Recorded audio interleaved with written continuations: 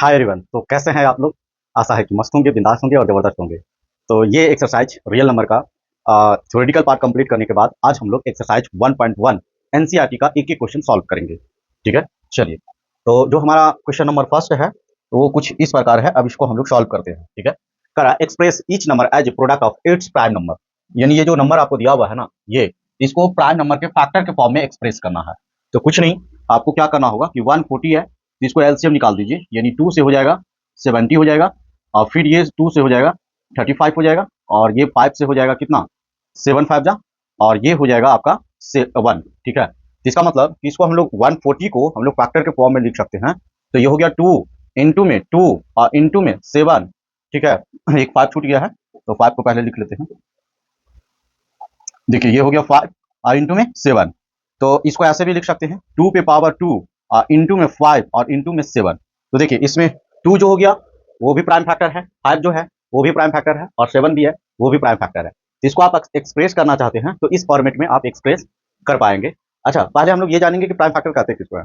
जो 1 और it self के अलावा कोई भी और नंबर से डिविजिबल ना हो उसको हम लोग प्राइम फैक्टर कहते हैं। जैसे देखिए यहाँ पे 2 है तो 2 और ये 1 और इट सेल्फ यानी 1 से डिवाइड होगा और अपने आप से, और इसके अलावा कोई भी ऐसा डिजिट या नंबर नहीं है जो इसका डिविजिबल हो। अब हमारा नेक्स्ट जो है 1 5 6, तो इसको भी हम लोग ऐसे लिखते हैं। तो 2 से लिखेंगे और ये हो जाएगा 7 2 जा 14, और ये 8 हो जाएगा।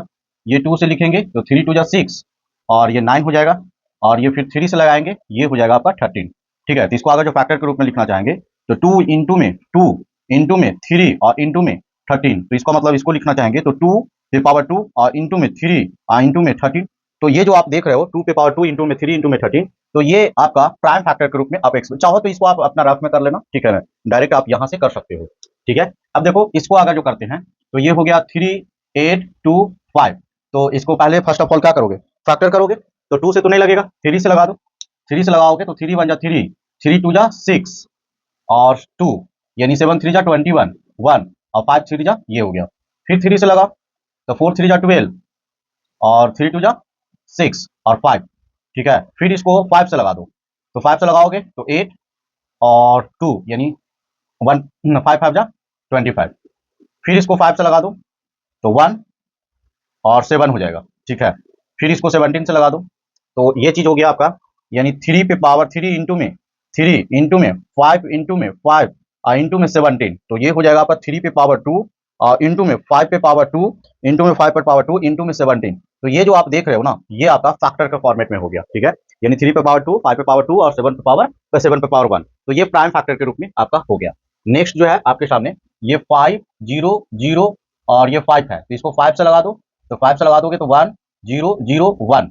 ठीक, आप देखो इसमें कितना से ये डिवाइड होगा, यानी 5 से तो लगा दिए हो, अब ये कितना से लगा दो तो ये 7 से लगा दो। ठीक है, तो 7 से लगाओगे तो 1 हो जाएगा यानी 10, और 3 हो जाएगा। तो देखो ये 10 है तो 7 1 जा 7, 7 1 जा 7 तो 3, और ये 30 हो जाएगा तो 7 4 जा कितना हो गया 28 2, और फिर ये 7 3 जा, तो इससे हो जाएगा। अब बताओ आप किससे लगाओगे, इतना से लगा दिए हो तो अब किससे लगाओगे, तो अब 11 से लगा दो। तो 11 से लगाओगे तो 11 1 जा 11 और 3 यानी 13 हो जाएगा, ये 13 हो जाएगा। फिर ये 13 से लगा दो तो ये 1 हो जाएगा। इसको मतलब इसको एक्सप्रेस करना चाहोगे तो 5 इंटू में 7 इंटू में 11 और इंटू में आपका 13 हो जाएगा। तो देखिए ये इसमें क्या आया, तो इसमें आया 5 7 11 13, जो कि 5 भी क्या है, 5 भी क्या है प्राइम नंबर, 7 भी प्राइम नंबर और 11 भी प्राइम नंबर और 13 भी प्राइम नंबर। तो इसको इस प्रकार हम लोग एक्सप्रेस कर दिए। अब नेक्स्ट जो है अपना वो है आपका 7 4 2 9। ठीक है, तो इसको कितना से लगाओगे, ये जो दिया हुआ है इसको कितना से लगाओगे, तो इसको छोटा नंबर से नहीं, एक बार 17 से लगाओ। ठीक है, ऐसा लगा के सब चेक करते रहना किससे ये डिवाइड होगा किससे नहीं होगा, तभी आपको पता चलेगा। जैसे 9 है तो इसीलिए आप नीचे लगाओगे तो किसी से नहीं होगा, प्राइम फैक्टर के रूप में हम लोग को इसको लिखना भी है। तो ये 17 हो गया तो 17 4 जा इसको लगा दो, 17 4 जा 68 होता है, 17 4 जा 68 होता है, और ये 74 है यानी 6 बच जाएगा और ये 62 हो जाएगा। तो ये फिर 3 से लगा दो तो 77 51, और ये है 62 तो 11, यानी ऐसे इसको देख लो, जैसे यहाँ पे 17 है तो ये हो गया 74 और 2 और 9, तो ये हो गया 4 से 68 17 चौको 68, यहाँ से 4 77 51, तो यहाँ से 1 और 1 11, फिर ऊपर से आपका क्या निकला 9। ठीक, तो 77 49 से 17 55 77 72 यानी 17, यानी 7 हो जाएगा, यानी ये 7 से ये कैंसिल हो जाएगा, ठीक है। तो ये 17 से इतना लगाए हो तो इतना आ गया। अब इसको 19 से लगा दो, तो 19 से लगाओगे तो 19 टू जा 38 होता है। 40 जैसे ना समझ में आएगा तो ऐसे करके डिवाइड चेक कर दे देना, डिवाइड दे दोगे तो आपको क्लियर हो जाएगा। तो ये हो जाएगा 48, 43 है, 2 से लगाओगे 38 हो जाएगा, और 8 तो 4 5, तो यहाँ 5 बचेगा, और फिर आपका 5 बचेगा तो 57। ये भी नहीं क्लियर हो रहा है तो इसको डिवाइड दे दो। देखो 19 हो गया, 19 हो गया, ये 4 3 7 हो जाएगा। तो देखो यहाँ पे 2 से लगाओगे 38 हो जाएगा, 38 हो जाएगा। अच्छा हाँ, तो ठीक तो है, तो ये कट जाएगा, तो ये 5 हो जाएगा, ये 57। तो ये हो गया 3 से कैंसिल हो जाएगा, यानी ये 3 से, ठीक है। अब ये 23 बन जाता 3, तो इसका फैक्टर कितना हो गया 17 इंटू में 19 और इंटू में 23। देखो अगर जो यहाँ क्लियर नहीं हो रहा तो इसको आप ऐसे भी कर सकते हो। तो ये जो है प्राइम फैक्टर के रूप में आपका एक्सप्रेस हो गया, टोटल को मैंने कर दिया, ठीक है। देखो 17 भी प्राइम फैक्टर है, 19 भी और 23, ठीक है। ऐसे क्लियर ना होगा तो ऐसे डिवाइड देके चेक कर लेना, ठीक है, इसलिए तो मैंने देके चेक कर लिया। तो इसको आप लिखिए और फिर हम लोग नेक्स्ट क्वेश्चन करेंगे, ठीक है। चलिए अब हमारा नेक्स्ट क्वेश्चन जो है क्वेश्चन नंबर 2, जो आपके सामने इस प्रकार है। करा find the LCM and HCF of the following pair of integers and verify भी करवाना है।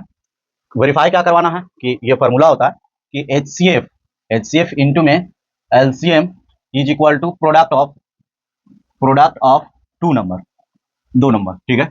फाइंड द एलसीएम, देखिए इसका एलसीएम फाइंड आउट करना है, यानी एक एक करके बनाते हैं। तो ये देखिए 23 है, तो 23 को अगर जो फैक्टर करोगे तो 13 पहले छोटा लिखते हैं फिर बड़ा लिखेंगे। आप वैसे बच्चा जैसा नहीं करेंगे, वैसे डायरेक्ट करो। 2 इंटू में क्या हो जाएगा 13 हो जाएगा, बड़ा रहेगा तो कर लेंगे। और ये 91 हो गया, तो ये 7 और इंटू में कितना हो जाएगा 13 हो जाएगा, ठीक है। 13 से 1 जा 91 होता है, 13 से 1 जा क्या होता है 91 होता है। तो हम लोग इसमें दोनों चीज निकालेंगे, एलसीएम भी निकालेंगे और एचसीएफ भी निकालेंगे। तो देखो फर्स्ट ऑफ ऑल एचसीएफ निकालते हैं। तो एचसीएफ जो हो गया आपका क्या हो गया एचसीएफ।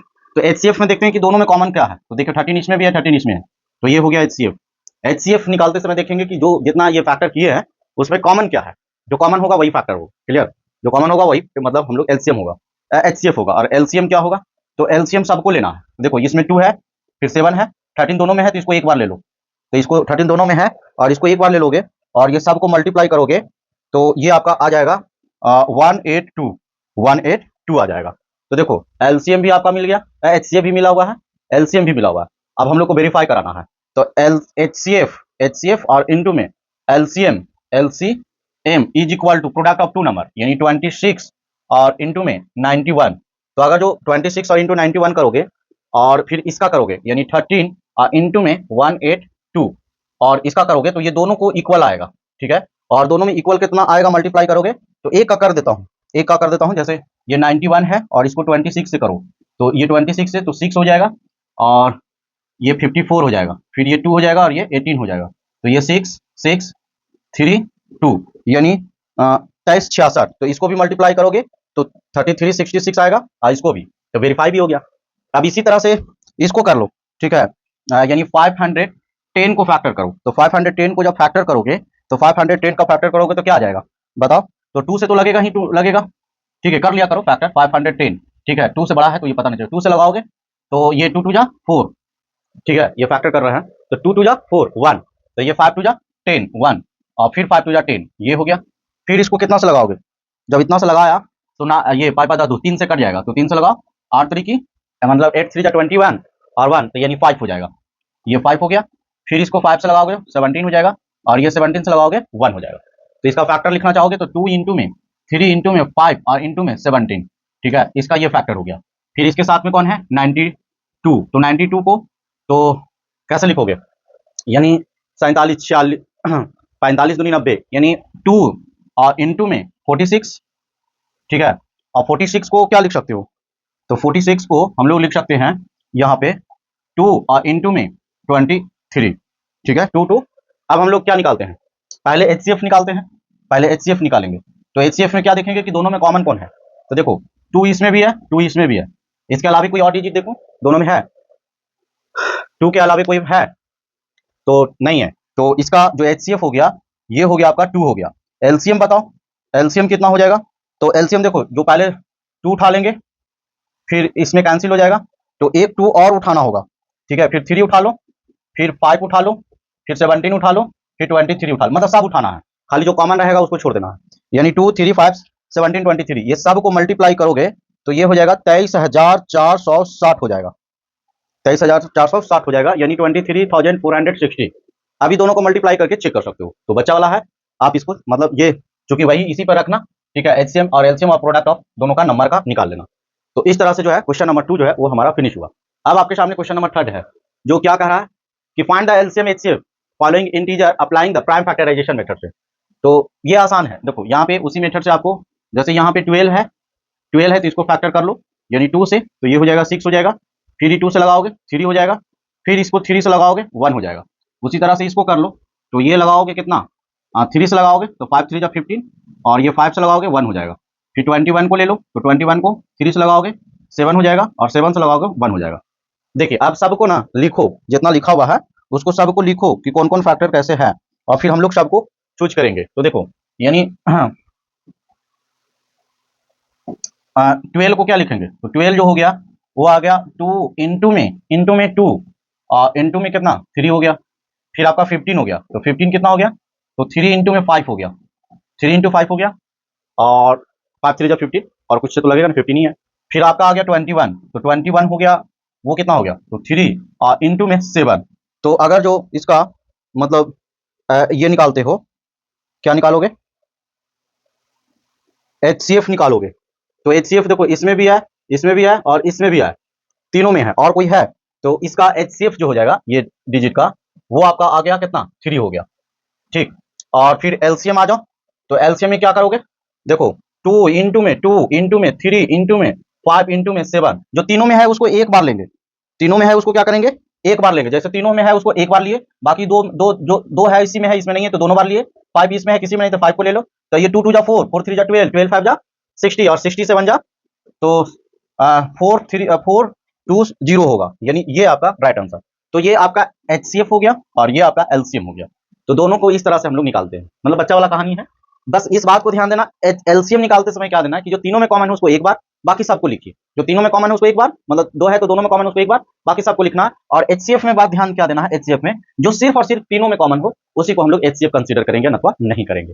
क्लियर, यहाँ तक है कोई दिक्कत? बाकी तो देखो अब इसको निकाल लेना, इसको आराम से दो को छोड़ देते हैं, क्योंकि थोड़ा टफ रहता तो बना देते, ठीक है, और नहीं बनेगा तो बताना, कमेंट बॉक्स में पिन कर दूंगा।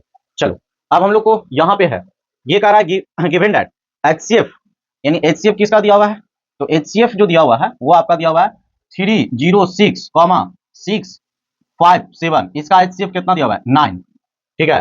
तो इसी का एलसीएम है, तो इसका मतलब आप कह सकते हो कि फर्स्ट नंबर जो हो गया आपका, फर्स्ट नंबर जो हो गया वो 306 हो गया, सेकेंड नंबर जो हो गया ये आपका जो हो गया वो 657 हो गया। तो हम लोग इसके बीच में एक रिलेशन जानते हैं, आप भी जानते होंगे, आशा नहीं बल्कि पूर्ण विश्वास है कि ये रिलेशन आपको मजा आ रहा होगा।